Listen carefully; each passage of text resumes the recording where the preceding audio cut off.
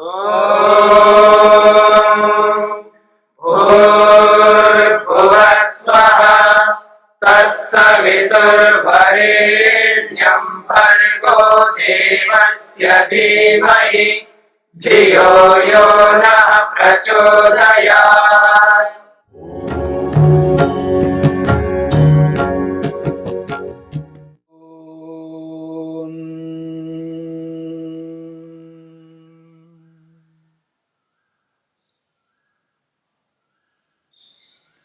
योग में मन की वृत्तियों की चर्चा हो रही है। मन की 5 वृत्तियों में प्रमाण वृत्ति पहली वृत्ति है।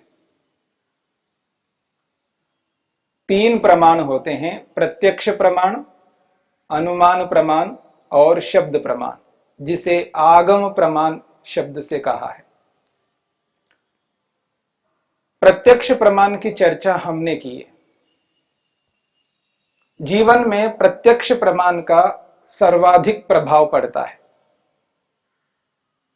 परंतु प्रत्यक्ष प्रमाण बहुत अल्प है, बहुत थोड़ा सा है। जीवन में भले व्यक्ति कोई 100 साल जीता हो, लेकिन उसके 100 साल का जो प्रत्यक्ष है बहुत थोड़ा हो जाएगा दूसरे प्रमाणों की अपेक्षा। प्रत्यक्ष प्रमाण के बाद में दूसरा प्रमाण है अनुमान प्रमाण। अनुमान प्रमाण, और ये जो अनुमान प्रमाण है ये प्रत्यक्ष प्रमाण के आधार पर चलता है। यदि प्रत्यक्ष प्रमाण नहीं है तो अनुमान प्रमाण भी नहीं हो सकता। प्रत्यक्ष प्रमाण के कारण से ही अनुमान प्रमाण होता है। और अनुमान को अनुमान क्यों कहते हैं, इसकी परिभाषा करते हुए महर्षि स्वामी दयानंद लिखते हैं, अनुमान प्रमाण। अनुमान, अनु और मान। अनु का अर्थ है पश्चात। वो लिखते हैं प्रत्यक्षस्य पश्चात, प्रत्यक्षस्य पश्चात मीयते ज्ञायते येन तद अनुमानम। स्वामी दयानंद सरस्वती लिखते हैं प्रत्यक्षस्य पश्चात, प्रत्यक्ष के बाद में, यानी जब कोई व्यक्ति जिस किसी का अनुमान करना चाहता है तो वो पहले प्रत्यक्ष करेगा, किसी का प्रत्यक्ष करेगा, किसी का प्रत्यक्ष करके किसी का अनुमान करेगा। यानी अनुमान करने के लिए पहले प्रत्यक्ष करना अनिवार्य है। जिसका अनुमान करना चाहते हैं, जिसको हम जानना चाहते हैं, जिसकी जानकारी प्राप्त करना चाहते हैं, उसकी जानकारी से पहले किसी को आपको देखना पड़ेगा, यानी प्रत्यक्ष करना पड़ेगा। इसलिए वो लिखते हैं प्रत्यक्षस्य पश्चात मीयते, प्रत्यक्ष के बाद में मीयते अर्थात ज्ञायते, जाना जाता है। ये ना, जिससे, जिसके माध्यम से प्रत्यक्ष के बाद में जाना जाता है, तद अनुमानम, उसका नाम अनुमान है। यानी अनुमान प्रमाण में पहले किसी का प्रत्यक्ष होना अनिवार्य है। अब वो कैसा होता है अनुमान प्रमाण, उसकी क्या प्रक्रिया होती है, इसके लिए महर्षि वेदव्यास ने उसकी प्रक्रिया बताई। योग में अनुमान को अनुमान क्यों कहते हैं, वो लिखते हैं अनुमेयस्य तुल्य जातीयेषु अनुवृत्तः, अनुमेयस्य तुल्य जातीयेषु अनुवृत्तः भिन्न जातीयेभ्यः व्यावृत्तः। बहुत अच्छी बात कही है। अनुमेयस्य, अनुमेय कहते हैं जिसका अनुमान करना है वो है अनुमेय। जिस वस्तु को हमें जानना है उसको कहते हैं अनुमेय, यानी अनुमान से जानने योग्य वस्तु। अनुमान प्रमाण के माध्यम से जिसको हम जानना चाहते हैं उस वस्तु को कहते हैं अनुमेय। वो कहते हैं अनुमेयस्य तुल्य जातीयेषु। तुल्य जाति का मतलब है समान जाति। जिस वस्तु का हम अनुमान करना चाहते हैं उस जैसे जितने भी प्रकार के पदार्थ होंगे। यहां तुल्य शब्द प्रकार अर्थ में है। तुल्य शब्द यहां पर प्रकार को बताने के लिए, तो तुल्य जातीयेषु, उस वस्तु के समान उस जैसे जितने भी प्रकार के पदार्थ होंगे उन सब में अनुवृत्त वो विद्यमान रहता है। जिसका हमें अनुमान करना है, जिसको हमें जानना है, वो उस जैसे पदार्थों में बराबर विद्यमान रहता है। फिर कहा भिन्न जातीयेभ्यः व्यावृत्तः, उससे भिन्न प्रकार के पदार्थों में वो विद्यमान नहीं रहता। जिसका हमें अनुमान करना है, जिसको हम जानना चाहते हैं, वो जो चीज है जिसके माध्यम से हम जान रहे हैं, और उस पदार्थ में वो विद्यमान होना चाहिए। उदाहरण से आपके सामने स्पष्ट हो जाएगा। मैं घर से बाहर निकल रहा हूं, कहीं जाना है मेरे को, तो मेरा जो पड़ोसी है वो भी घर से बाहर निकल गया। घर से बाहर निकलते हुए को मैंने देखा, जैसे वो दरवाजे के बाहर आया उसको मैंने देखा, अच्छा ये फलाना व्यक्ति है। फिर मैं मार्केट में गया, मार्केट में जाके देखा तो मार्केट में भी दिखाई दिया वो आदमी। मार्केट में मेरे घर है, अभी तो घर में देखा था, घर के बाहर ही तो देखा था इसको, और मेरे से पहले वहां पहुंच गया, मार्केट में दिखाई दिया। अब मेरे को अनुमान करना है। क्या अनुमान करना है? ये आया कैसे?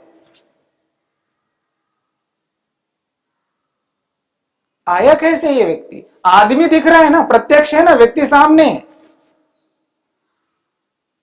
पर वो जो गति करके आया वो गति हमें नहीं दिखाई दिया। व्यक्ति दिखाई दे रहा है, व्यक्ति तो प्रत्यक्ष है, पर उस व्यक्ति के अंदर जो गति है, गति का जो संबंध है उस व्यक्ति के साथ में, उस गति का संबंध हमको दिखाई नहीं दे रहा है।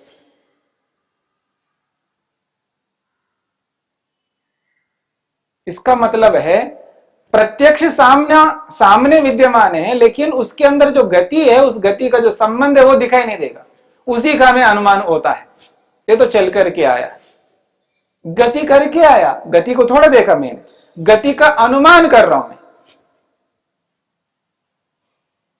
और ये जैसा ये पड़ोसी व्यक्ति है, जितने भी व्यक्ति है, उन सभी में ये गति का संबंध है। तुल्य जातीयेषु अनुवृत्ता, मतलब जैसा ये व्यक्ति है इसी व्यक्ति के समान बाकी सभी व्यक्ति है, और इन सभी व्यक्तियों में ये गति का संबंध है। ये सब तुल्य जाति है, एक जैसे हैं, एक प्रकार के लोग हैं। और फिर कहा भिन्न जातीयेभ्यः व्यावृत्ता, और इससे भिन्न है उसमें व्यावृत्त है। ये जो तालाब है ना, तालाब में पानी है, ये जो मकान है, वो जो यज्ञशाला है वहां पर, उधर पाकशाला है, उधर गौशाला है। चाहे तालाब हो, चाहे ये मकान हो, उधर यज्ञशाला हो, उधर पाकशाला हो, उधर वो गौशाला हो, इन सब में वो व्यावृत्त है। वो संबंध इन सब में नहीं है। उस गति का संबंध इन सभी में नहीं है, व्यावृत्त है, उसमें है ही नहीं है वो संबंध। तुल्य जातीयेषु अनुवृत्ता, समान जाति वाले पदार्थों में उस गति का संबंध विद्यमान है, और उससे भिन्न जाति वाले पदार्थों में उस गति का संबंध नहीं है। ये दोनों बातों को समझना पड़ेगा हमको। जब ये दोनों बातें समझ में आ जाती है तब हम अनुमान कर पाएंगे, नहीं तो अनुमान करने में भूल हो जाता है। भूल नहीं करनी हमें। इसलिए महर्षि वेदव्यास कह रहे हैं तुल्य जातीयेषु अनुवृत्ता, जिसका हमें अनुमान करना है, जिस गति का अनुमान करना है, वो अनुमेय है, अनुमान करने योग्य है, अनुमान से जानने योग्य है वो गति। तुल्य जातियों में अनुवृत्ता वो विद्यमान है। भिन्न जातीयेभ्यः, जो भिन्न प्रकार के पदार्थ है उनमें वो विद्यमान नहीं है। तद विषया वृत्ति, उस विषय वाली जो वृत्ति मन में बन रही है, अच्छा ये तो चल करके आया, ऐसी जो वृत्ति बन रही है मन में, और वो वृत्ति कैसी है? सामान्य अवधारण प्रधाना वृत्ति ही, वो सामान्य ही अवधारण करता है उसका, यानी सामान्य धर्म को ही वो निश्चय करता है। अनुमान प्रमाण में विशेष धर्म का निश्चय नहीं होता, जैसे प्रत्यक्ष प्रमाण में विशेष धर्म का निश्चय होता है, और अनुमान प्रमाण में सामान्य धर्म का निश्चय होता है। क्योंकि वो गति जो है सामान्य, सबके अंदर विद्यमान है, उस जैसे पदार्थों में वो सामान्य है। जो सब में विद्यमान है वो सामान्य होता है, जो सब में नहीं विद्यमान होता वो विशेष होता है। प्रत्यक्ष में विशेष धर्म का बोध होता है और अनुमान में सामान्य धर्म का बोध होता है। तो इसलिए वो कहते हैं तुल्य जातीयेषु अनुवृत्तः भिन्न जातीयेभ्यः व्यावृत्तः यह संबंध।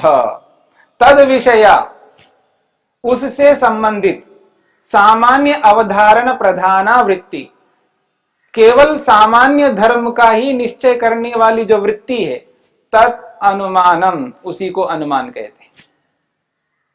ये अनुमान प्रमाण की परिभाषा महर्षि वेदव्यास करते हैं। और हमारे जीवन में जितना प्रत्यक्ष होता है, उस प्रत्यक्ष की अपेक्षा अनुमान जितना होता है वो बहुत बड़ा होता है। क्योंकि सबको हम प्रत्यक्ष नहीं देख सकते, सबका प्रत्यक्ष कर ही नहीं सकते, इसलिए हमें अनुमान करना पड़ता है। मान लीजिएगा प्रत्यक्ष का जो क्षेत्र है वो इतना सा है, बस इतना ही है, मेरे दोनों उंगलियों के बीच में जितना स्थान है, एक उदाहरण दे रहा हूं, इतना ही स्थान है प्रत्यक्ष का, यानी पूरे जीवन में हम प्रत्यक्ष जितना करते हैं बस इतना सा करते हैं। बहुत थोड़ा होता है हमारा प्रत्यक्ष। दुनिया तो बहुत लंबी चौड़ी है, किस किस का हम प्रत्यक्ष कर पाएंगे? सबका नहीं कर सकते, इसलिए हमें अनुमान का सहारा लेना पड़ता है। जिसको हम प्रत्यक्ष नहीं कर सकते उसको हम अनुमान से जानते हैं, और अनुमान का जो क्षेत्र है वो इतना सा है। देखिए इतना और इतना, कितना बड़ा क्षेत्र है अनुमान का, बहुत बड़ा है अनुमान। जीवन में आज हमारे पास जितना भी ज्ञान है, उस ज्ञान में प्रत्यक्ष ज्ञान बहुत थोड़ा सा है, बस इतना सा है, और अनुमान इतना सा है। पग पग पर पता नहीं कहां कहां हम लोग अनुमान करते हैं। एक बात और समझने का प्रयत्न करना, अनुमान प्रमाण होता है, जैसे प्रत्यक्ष प्रमाण है उसी प्रकार से अनुमान भी प्रमाण है, परंतु प्रमाण जो नहीं है उसको प्रमाण नहीं मानना। मैंने अनुमान किया, उसको आना था, वो आया नहीं। अगर अनुमान किया तो आना चाहिए था, फिर आया नहीं, इसका मतलब वो अनुमान नहीं है। जो लोक में हम लोग प्रयोग करते हैं, मैंने ऐसा अनुमान किया लेकिन हुआ नहीं, मतलब वो गलत निकल गया, इसका मतलब वो अनुमान नहीं है। अनुमान हमेशा यथार्थ होता है। अगर आपने अनुमान किया वो ऐसा होना था, अगर नहीं हुआ वो अनुमान नहीं है, फिर वो क्या है? वो संभावना है।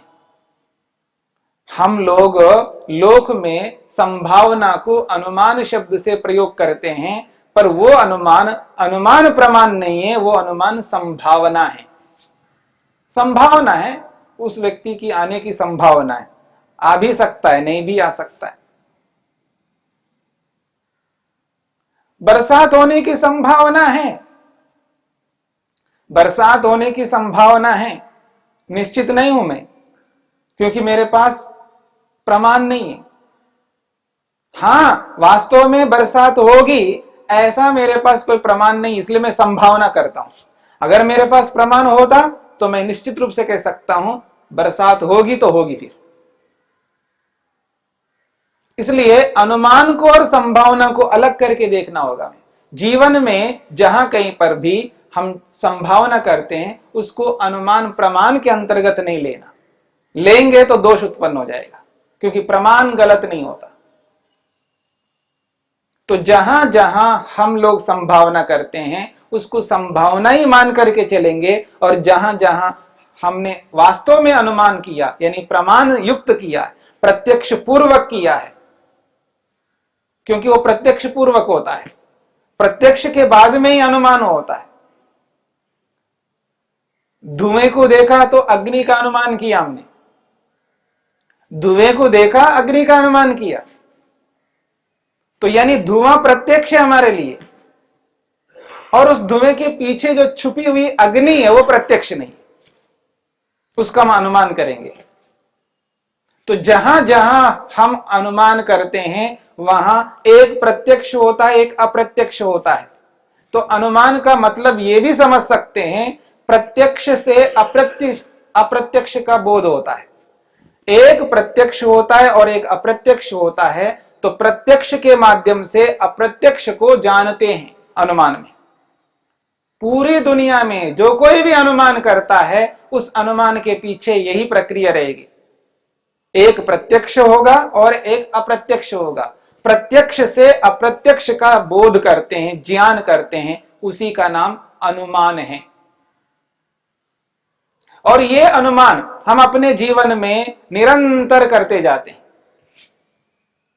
प्रातःकाल उठने से लेकर के रात्रि में सोने तक न जाने कहां कहां कब कब कितना अनुमान हम लगाते हैं, पर वहां इतना सारा ज्ञान हो रहा है, वो अनुमान का ज्ञान हो रहा है, और प्रत्यक्ष तो बहुत थोड़ा होता है। जितने लोगों को हम देख पाते हैं, जितनी चीजें हम देख पाते हैं, उतना ही हमें प्रत्यक्ष हो रहा होता है, बाकी सब हम अनुमान के माध्यम से जानकारी प्राप्त करते हैं। आज हमारे जीवन में या हमारी बुद्धि में, हमारे मन के अंदर जितना भी ज्ञान है उसमें प्रत्यक्ष का अंश बहुत थोड़ा है और अनुमान का उससे बहुत अधिक है। और याद रखना, कोई ये ठान करके चले कि नहीं मैं बिना प्रत्यक्ष किए नहीं मानूंगा, तो जीवन में सफल कभी नहीं हो सकता, क्योंकि वो प्रत्येक वस्तु को प्रत्यक्ष नहीं कर सकता, उसको अनुमान प्रमाण को अपनाना ही पड़ेगा। और जीवन में अनुमान प्रमाण को अपनाए बिना वो जी नहीं सकता, सुखी नहीं हो सकता। और दुनिया में कोई ऐसा व्यक्ति नहीं है जो अनुमान नहीं करता।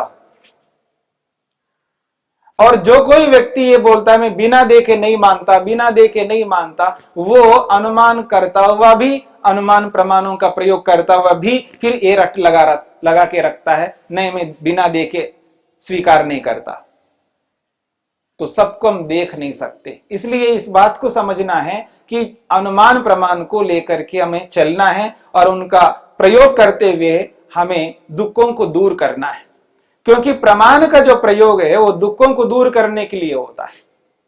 यानी प्रमाणों के माध्यम से ज्ञान को प्राप्त करना, जानकारी को प्राप्त करना, उस जानकारी से फिर हम दुखों को दूर करते हैं।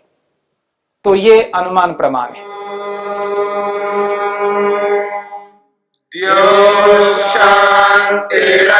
शांतिरंतरिक्षं शांति पृथिवी शांतिरापः शांतिरोषधयः